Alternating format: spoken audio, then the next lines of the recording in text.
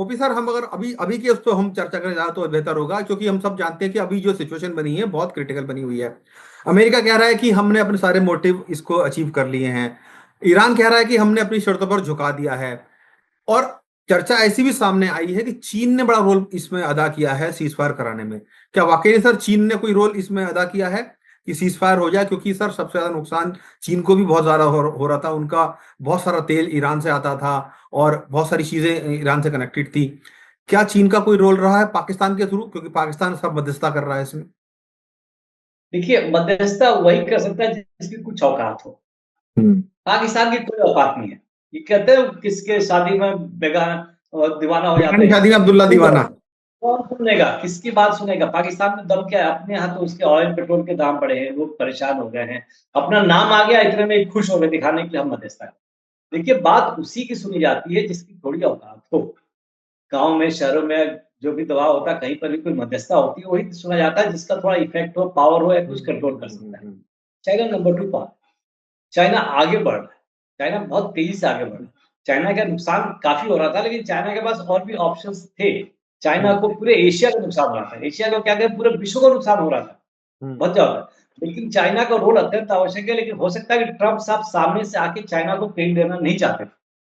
Because ये तो बहुत बड़ा दबाव आ जाएगा, झुकाव हो जाएगा कि ऑलरेडी नंबर 2 टू चाइना, मतलब बिल्कुल। अपना पोजीशन खो चुके हैं। और दूसरी बात, इसकी प्रेसिडेंट की बात कोई सुनने के लिए तैयार था। ईरान ने भी कहा था हम उसके वाइस प्रेसिडेंट से बात करेंगे। हम्म। जेडी वांस की उनसे ही बात जेडी करेंगे, वांस से। ईरान ने भी कहा। बिल्कुल। हम्म। हाँ, तो इन्हें तो ये जब जो मैं अभी कुछ पढ़ रहा था, इसको लग रहा है कि इन दोनों का रोल बहुत ज्यादा रहा है, चीन और रूस। बिकॉज जो भी देश आगे चीन बढ़ने और। चाहती है उसका, चीन और ईरान के, अमेरिका के वाइस प्रेसिडेंट का, ओके। इनका नेगोशिएशन रहा था। हम्म। इनका नेगोशिएशन ज्यादा रहा है।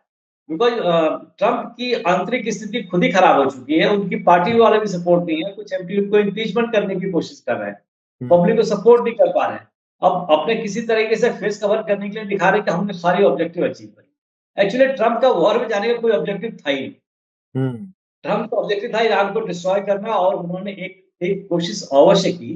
वो डब्ल्यूएसओ जो F-14 का, जो डब्ल्यूएसओ को रिकवर करने के बहाने उन्होंने हम्म। कुछ अपना एक ट्रायल कोशिश की कि हम न्यूक्लियर को उड़ा सकते हैं कि नहीं। उसका नतीजा इनका ये हुआ, पायलट को तो रिकवर कर लिया उन्होंने, लेकिन 2 या 4 या 6 जहाज इनके मारे। मार देंगे 6 बिल्कुल। जहाज, क्लियर इंडिकेशन था कि अब ऐसा तुम अटैक करोगे तो कई लोग मारे जाएंगे। हम्म। तो पता चल गया था कि जो हमने आर्मी को, इनकी आर्मी ने अपने आप को ओवर एस्टिमेट किया था, ट्रम्प साहब ने ओवर एस्टिमेट किया था कि हम उनके न्यूक्लियर लेके आ जाएंगे और हम ऑब्जेक्टिव हो जाएंगे। तो लेकिन सर अपना आपको वो लगता है स्थिति कि का। ओपी सर, आपको लगता है कि ये ट्रम्प साहब की जो ये कूटनीति है या एक रणनीतिक विराम इसको माना जाए? क्योंकि सबसे अहम रोल तो उन्हीं का रहा है। देखिए, हम सब जानते हैं बहुत अनप्रेडिक्टेबल है वो, कुछ भी कह देते हैं और अपनी बात से पलट जाते हैं तुरंत। और डंके की चोट पर अपनी बात को कहते हैं, किसी को कोई फर्क नहीं पड़ता। लेकिन क्या आपको लगता है कि ये कूटनीतिक रणनीति उनकी है, या फिर एक रणनीतिक विराम इसको कह सकते हैं, या एक रणनीतिक साजिश कह सकते हैं इसको, कि नहीं अभी हम पॉज लेते हैं, दोबारा से अपने आप को रीग्रुप करते हैं, इजराइल भी और अमेरिका भी, और अगर बातें इन्होंने नहीं मानी तो हम दोबारा से उसी ट्रैक पर आ जाएंगे, और जो पाषाण युग में भेजने की हम बात कह रहे थे, हम दोबारा से बहुत तगड़े तरीके से अटैक करेंगे इनको? क्या इस तरह के संकेत भी नजर आते हैं आपको इस पूरे प्रकरण में? जितेंद्र, आप जो कह रहे हो इस बात को नकारा नहीं जा सकता। हम्म। ट्रम्प क्या करेंगे क्या नहीं करेंगे ये संबंध की बात है, ट्रम्प को कितना फर्क पड़ता है। हम्म। ये कूटनीति की एक तो तरीका है कि भाई क्या करने का करेंगे। लेकिन इसमें एक चीज की बात बताना चाहूंगा, देखिए, मिडिल ईस्ट के देशों को समझ में आ गया है कि हमारी रक्षा में खुद करनी है, बिल्कुल। अमेरिका नहीं करती। तो क्या करेंगे, वो इक्विपमेंट्स खरीदेंगे। कहाँ से हम्म। खरीदेंगे डिफेंस इक्विपमेंट? यूएस से अमेरिका से। खरीदेंगे। और उनका डिफेंस लॉबी है, तो डिफेंस लॉबी का डिमांड बढ़ गया, उनकी इनकम बढ़ जाएगी। एक ऑब्जेक्टिव ट्रम्प का अचीव करेंगे, जो पूरे दिल से खोल के कहना नहीं चाहते। मेन ऑब्जेक्टिव ये बदल गया। बीच में शेयर मार्केट का उलट फेर उन्होंने कई बार कराया, उनको काफी प्रॉफिट हो गया। ये हम्म। जो पहुंच गए, अब ये जो है कि अटैक दोबारा करना चाहेंगे कि नहीं करना चाहेंगे, ये तो थोड़ा सा रुकावट, मेन रुकावट इसमें यही है कि अमेरिका की पॉपुलेशन का, अमेरिका के सिटीजन का उनके प्रति क्या झुकाव है और कैसा उनका रुख रहेगा। अगर सड़क पर आगे दिखाने की कोशिश की तब ट्रंप की हिम्मत नहीं पड़ेगी। ये तो निश्चित है कि ट्रंप साहब अगले टर्म में तो आएंगे नहीं। हम्म। लेकिन इम्पीचमेंट का भी उनका डर है, हम्म। निश्चित डर है। जिस तरीके से कितना लास्ट समय वो 60 प्लस लोग इनके अगेंस्ट में चले गए हैं। कई बिल्कुल। एमपी ने कुछ इम्पीचमेंट डालने के लिए आगे भी कोशिश की है। तो ये जब और सब प्रभाव रहेगा तो ये हो सकता है कि इस बात पे उनको वो रुकना पड़ेगा, सीज़फायर को रुकना पड़ेगा।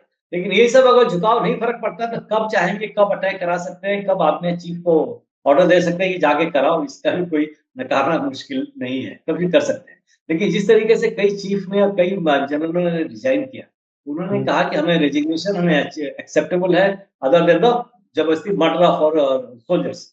लेकिन हम्म, सोल्जर्स को सैक्रिफाइस कराने से ज़्यादा इम्पोर्टेंट है हम खुद ही सैक्रिफाइस अपना पोस्ट छोड़ के चले जाएँ।